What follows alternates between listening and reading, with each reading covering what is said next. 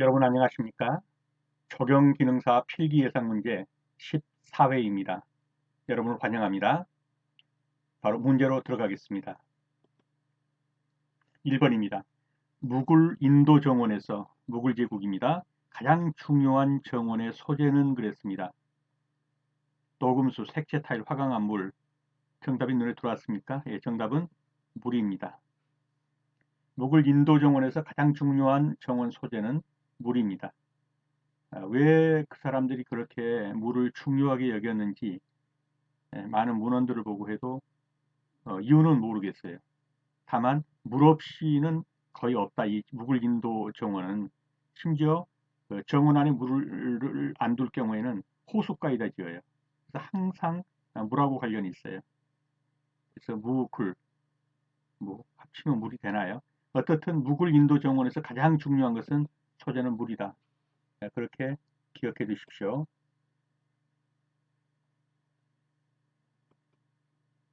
무굴 인도 정원에서 가장 중요한 정원 소재는 물이다.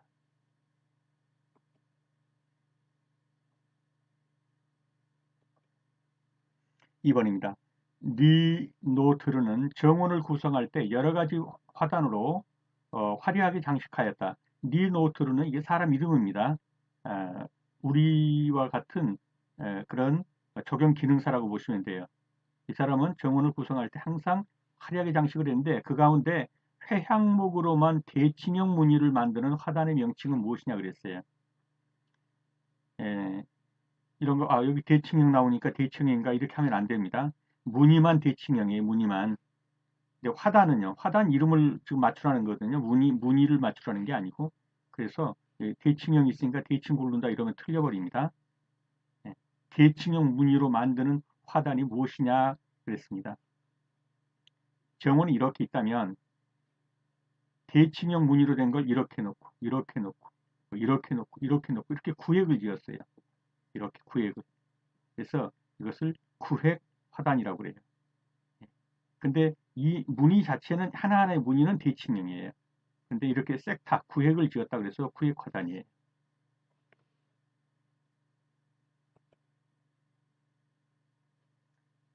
자, 보시면 이 무늬는 어때요? 이렇게 대칭, 이렇게 대칭, 이렇게 대칭형이죠. 다 대칭형이에요. 그런데 이 대칭형으로 이게 지금 회양목을 잘게 깎아가지고 이렇게 했단 말이죠. 회양목만으로. 이렇게 보면 어때요? 이렇게 보면 이렇게 섹타 구획을 지었잖아요. 이렇게 구획을 짓고 또 이렇게 구획을 짓고 이런 식으로 다 무늬는 대칭형인데 구획을 이렇게 지었다. 그래서 이걸 구획화단이라 이렇게 말을 하는 거예요. 그래서 정답은 구획화단이 되겠습니다. 무늬는 대칭형이지만 화단 자체는 구획 지었다 해서 구획화단이다.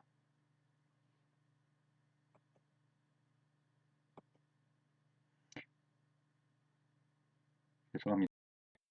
네, 죄송합니다. 3번입니다. 옛날 처사도를 근간으로 한 은일 사상이 가장 성행하였던 시대는 처사도. 처사가 뭐죠? 공직에 나갈 수 있는 실력이 됨에도 불구하고 관직에 나가지 않고 자연을 벗삼아서 일생을 보낸 이런 사람들을 처사라고 그러죠. 이러한 처사도라는 그림이 있단 말이죠. 이러한 것을 근거로 해서 은일사상, 은일사상은 은자는 은밀하게, 일은 편안한 일자예요. 그래서 은자는 이게 숨는다는 말이에요. 그래서 은둔해서 편안하게 사는 사상, 이게 일종의 도가 사상이죠. 그래서 관직에 나가지 않고 예, 이 경치 좋은 데서 편안하게 사는, 은밀하게 편안하게 사는 이런 사상이 성행하였던 시대는 언제냐 그랬어요. 이 처사도를 그린 시기가 조선 말기예요. 그래서 이건 조선시대 얘기입니다.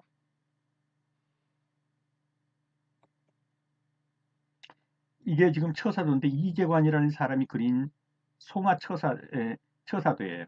이 늙은 고목, 소나무 아래서 한적하게 그 아주 은밀하게 초탈했다. 은일 사상이죠. 이게 어느 시대 사상이냐? 조선시대에 벼슬을 하지 않고 초야에 묻혀 살던 선비를 처사라고 그랬다. 이재관이라는 사람이 그랬는데 1837년에 죽었죠. 1800년대 사람이에요. 조선 말기 화가입니다. 그래서 이것은 조선시대의 사상이다. 그렇게 보시면 되겠습니다. 그래서 옛날 처사도를 근간으로 한 은일 사상이 가장 성행하였던 시대는 조선시대다. 물가에 세워진 임해전, 복례산을 본따서 축조한 연못, 삼신산을 암시하는 세 개의 섬, 이것과 관련이 있는 그것은 어디냐 지금 그렇게 물었습니다. 연못이 있고 세 개의 섬이 있다. 그리고 임해전이 있다. 바다를 본떠 가지고 섬을 놓고 그 바다 앞에 있는 궁전 이란 뜻을 가진 임해전을 두었다. 안압지죠. 신라 문무왕 시대에 축조했다는 안압지입니다. 이게 안압지죠. 경주에 있는 섬이 이렇게 세 개를 놨죠. 이렇게. 그리고 여기에 임해전이 있고 이건 이제 바다라고 생각한 거예요. 지난 시간에도 한번 봤지만 여기는 이렇게 직선이고 이쪽에 가면 이렇게 굴곡진 이러한 호환을 가지게 됐다. 이렇게 말했죠. 그래서 안압지 신라 문무왕 때 면적은 5,100평이고 세 개의 섬이 있다. 바닷가 경관을 조성할 그런 의도를 가지고 있고 임해전이라는 건물이 있다. 이것이 무엇인가 하면 안압지다. 경주에 있는 안압지입니다. 5번입니다. 대형 건물의 외벽 도색을 위한 색채 계획을 할 때 사용하는 컬러 샘플은 실제의 색보다도 명도나 채도를 낮추어서 사용하는 것이 좋다. 이는 색채의 어떤 현상 때문인가? 정답이 눈에 들어오셨죠? 그렇죠. 면적 효과입니다. 조그만데 밝은 색을 황색을 칠해놔 봐야 이건 좀 어둡게 보여요. 근데 이걸 갖다가 이 샘플을 갖다가 큰 아파트 벽에다가 칠하면 어떻게 보여요? 밝은 색이 훨씬 더 밝게 보이죠. 면적이 큰 데로 가면 더 밝게 보인단 말이죠. 밝은 색은. 어두운 색은 더 어둡게 보여요. 그래서 이렇게 면적에 따라서 명도와 채도가 차이가 나는 것을 면적 효과다라고 말합니다. 면적 효과 한번 내용을 읽어보시고요. 그래서 샘플에 있는 것보다도 훨씬 더 큰 데다 칠하면 더 밝다. 면적 효과다. 다음 중 오픈 스페이스에 해당되지 않는 것은 그랬습니다. 오픈 스페이스가 뭐죠? 열린 공간이란 말이죠. 그래서 공원묘지, 학교운동장이 다 열린 겁니다. 근데 건폐지는 뭡니까? 이러한 건물이 들어앉은 땅, 이 땅, 요거는 건물이 들어앉아서 폐지. 쉽게 말하면 이렇게 가려진 땅이라는 거예요. 건폐지, 건물이 들어와서 가려진 땅 이런 말이에요. 이 부분은 오픈이 아니죠. 건물이 차지하고 있으니까. 그러나 건물 바깥에 있는 이런 땅들은요. 이거는 오픈이죠. 그래서 건폐지를 뺀 나머지, 그러니까 이걸 비건폐지라고 그래요. 건폐지가 아닌 곳. 비건폐지, 공원묘지, 학교운동장, 광장 이런 모든 것들은 다 오픈 스페이스에 들어간다. 그러나 건물이 들어앉은 땅, 이거는 건폐지라서 오픈 스페이스가 아니다. 이렇게 되는 겁니다. 오픈 스페이스 한번 내용 읽어보시고요. 건폐지는 토지에서 건물이 차지하고 있는 건축 용지는 건폐지로서 오픈 스페이스에 들어가지 않는다라는 내용입니다. 그래서 오픈 스페이스에 해당되지 않는 것은 그러면 건폐지가 되겠습니다. 도시공원 및 녹지 등에 관한 법률 시행 규칙상 도시공원 중 설치 규모가 가장 큰 곳. 눈에 들어왔죠? 그렇죠. 광역근린공원이죠. 서울특별시하고 경기도에서 이렇게 두 지방자치단체가 서로 어떤 관계를 할 때 이것을 광역권이라고 그러죠. 광역권. 그래서 서울시와 경기도가 서로 합의를 해서 이 중간지대에다가 하나 광역근린공원을 만들기로 했다. 그러면 적은 규모로 하질 않겠죠. 그래서 공원법에 보면은 녹지 등에 관한 법률에 보면 광역근린공원은 100만 제곱평방 이상이라 해요. 묘지공원 같은 건 10만이에요. 10만 제곱평방 이상이면 되고요. 도시지역군 근린공원도 10만 제곱평방 이상이고요. 체육공원은 10,000제곱평방 이상이면 되고요. 어린이공원은 1,500제곱평방 이상이면 되고요. 그래서 가장 큰 거는 광역권 근린공원이다. 서울시하고 경기도가 서로 합의해서 큰 공원 하나 만들었다. 얼마나 크겠는가. 그렇게 한번 생각해 보십시오. 이 내용은 설명드린 거니까요. 한번 읽어보시고 가능하면 암기하시는 게 좋습니다. 그래서 가장 큰 규모는 광역권 근린공원이다. 다음 중 휴먼 스케일로 보기 어려운 경과는 휴먼 스케일, 사람의 척도에서 본 어떤 스케일이에요. 초점 경관. 초점 경관은 뭡니까? 여러분 봤지만 이렇게 비슷해요. 이렇게 나무를 쭉 심고 나무 쭉 심고 여기에 뭐 포커스 같은 거 해가지고 초점 경관 여기에 초점이 모이는 거 이걸 비스타 또는 통경선 초점 경관 이런 말로 쓰는 거죠. 이건 사람이 만들 수 있죠. 나무 심고 여기 폭포 두고 위호경관 뭡니까? 여기 이렇게 집이 있으면 여기다가 나무를 이렇게 심으면 둥그렇게 한다든가 이런 식으로 이렇게 둘러치는 거 이걸 위호경관이라고 그러죠. 이거 사람이 만들 수 있죠. 이런 거는 다 사람 스케일에서 할 수 있단 말이죠. 관계경관은 뭐냐면요. 이런 나무들이 이렇게 있으면 숲에 들어가면 이런 숲에 들어가면 하늘은 안 보이고 요 사이들만 보여요. 이 사이들만. 이걸 관계경관이라고 해요. 요 쓰고 있는 거 요걸 관이라고 그런단 말이에요. 요 나무 위에 있는 거. 이런 게 가려가지고 대장 다 가렸단 말이에요. 하늘은 안 보여요. 하늘은. 근데 요 밑에 그 이 나무 이 수간 사이로 사람들이 보이고 보인단 말이에요. 이게 나름대로 경치가 있겠죠. 이런 걸 가리켜서 관계경관이라고 그래요. 하늘은 보이지 않는데 예, 밑에서 사람들은 다 보이고 거기도 나름대로 경관이 있다. 이걸 관계경관이라고 합니다. 지형경관이라고 뭐냐면 알프스 뭐 몇 자, 알프스에 눈 덮인 만년설 이런 것이 일종의 지형경관이에요. 알프스에 무슨 몇 자 암벽 이런 게 지형경관이에요. 뭐 예를 들면 설악산에 무슨 뭐 암벽 바위 이런 건 지형경관이라고 말할 수 있어요. 이것은 사람 스케일을 넘어요. 사람이 흔들바위 갖다 놓고 이렇게 지형경관 만들 수는 없어요. 그래서 휴먼 스케일로 보기 어려운 것은 그러면 지형경관이죠. 지형경관은 사람의 스케일을 넘는 것이다. 그렇게 보시면 되겠습니다. 그래서 이 내용은 설명드린 내용이니까요. 한번 읽어보시기 바랍니다. 그래서 다음 중 휴먼 스케일, 사람의 스케일로 논할 수 없는 것, 지형경관이다. 그러나 이런 거는 비스타, 통경선, 위호경관, 관계경관 이런 거는 휴먼 스케일 내에 있다고 보시면 되겠습니다.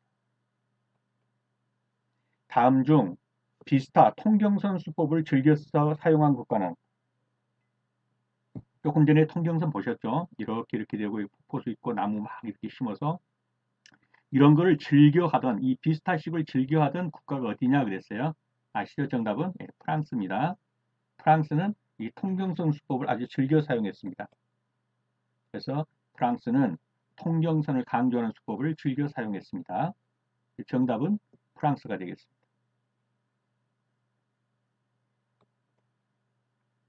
정원 요소로 진검돌, 물통, 세수통, 석등 이거 한번 다뤘죠. 이런 거 배치를 중시하던 일본의 정원 양식은 이렇게 들어가면 진검돌 덮고 들어가면 여기 물통, 세수통 있고 여기 이렇게 있는데 여기서 뭐 할까? 그러니까 이게 다방이다.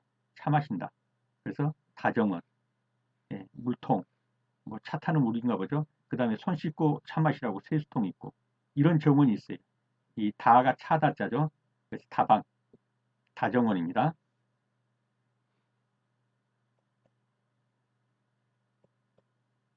11번입니다. 생태공원 설계 시 야생동물이 생존하는 데 있어서 신경을 좀 덜 써도 되는 사항은 그랬어요. 천적의 규모, 먹이 상태, 서식처 물. 먹이가 있어야 되겠죠. 물도 있어야 되겠죠. 서식처 있어야 되겠죠. 천적은요. 그렇게 신경 안 써도 어차피 자연 상태에서는 산에서 살든 들에 살든 천적은 다 있기 마련이에요. 그래서 이건 그렇게 신경 안 써도 되는 거예요. 그래서 1번이 정답이 되겠습니다. 생태계 균형을 이루기 위해서는 서식처의 천적이 어디 가든 함께 공존을 하는 겁니다. 그래서 전혀 천적을 못 들어오게 하는 생태계를 만들겠다. 그럴 필요까지는 없습니다. 12번입니다. 적용계획 과정에서 자연환경 분석 요인에 해당하는 것이 아닌 것은 자연환경 분석, 기후, 자연환경이죠. 지형, 자연환경이죠. 식생, 자연환경이죠. 토지 이용에 대한 조사 분석, 이것은 인문환경이죠. 그래서 답은 4번이 되겠습니다. 토지 이용에 대한 조사 분석은 인문환경입니다. 정원 설계에서 연못의 최소 면적은 얼마이냐 그랬습니다.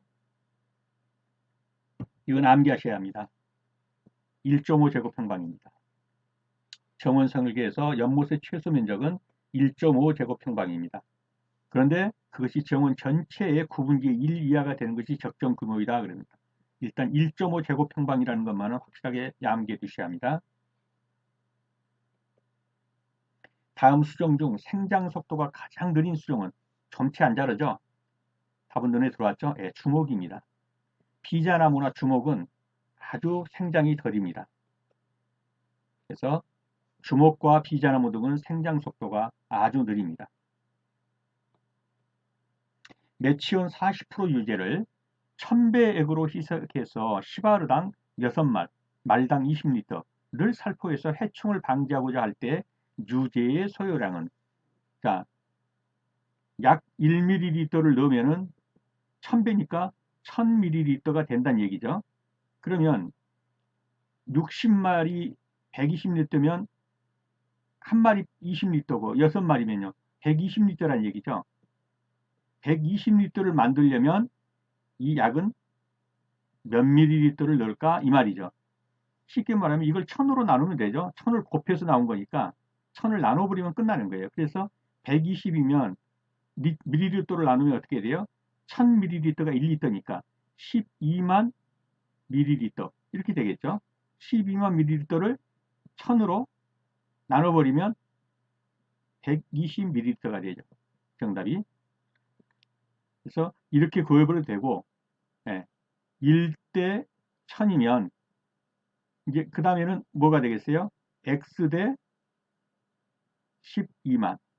예, 이렇게 해가지고 내양의 곱, 외양의 곱 이렇게 비례로 구해도 되고, 아예 1000배 곱해가지고 하니까 1000배 곱해서 120ml가 나왔으니까 1000배로 나눠버리면 약이 나오겠네, 약액이 나오겠네. 이렇게 해서 계산해도 된단 말이죠. 1ml는 1리터는 1000ml라는 거. 그래서 환산해서 계산해야 한다는 거, 그것만 주의하시면 되겠어요. 그래서 정답은 120ml가 되겠습니다. 그래서 이 공식 한번 보시고 꼭 본인들이 한번 풀어보시기 바랍니다. 120ml입니다. 자연석 100톤을 절개지에다가 쌓으려고 한다. 100톤을 절개지에 쌓으려고 한다. 이 표를 참고해주고 노임을 계산하면 얼마가 나오겠느냐 그거예요. 자, 쌓기 2.5인, 보통 인부, 잡부가 2.3인, 조공이 2.5인, 잡부가 2.3인. 그 다음에 놓기 2.0인, 2.0인. 일일 노임이 3만원, 만원. 이게 톤당이에요.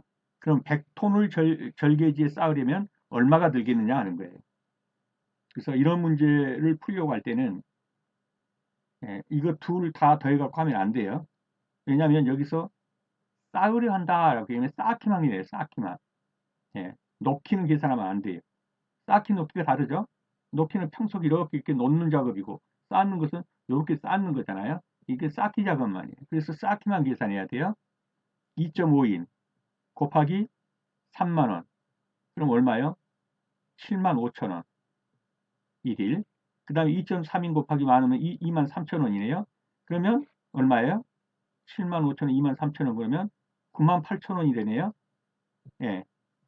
하루에 9만 8천원이 들어가요. 톤당.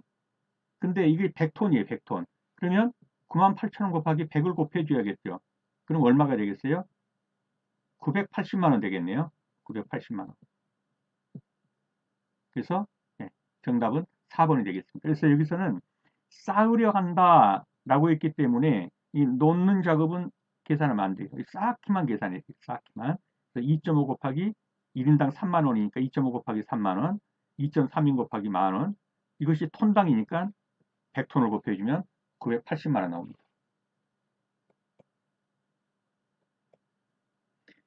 17번입니다. 파이토플라즈마에 의해 발생되는 수목의 병이 아닌 것은, 자, 벚나무 빗자루병, 이거는 뭐가 옮긴다고 그랬어요? 벚나무 위에 곰이 앉아있다고 그랬죠? 얼마나 무섭겠어요. 가다 보니까 벚꽃 구경하면서 가는데 곰이 앉아있어요.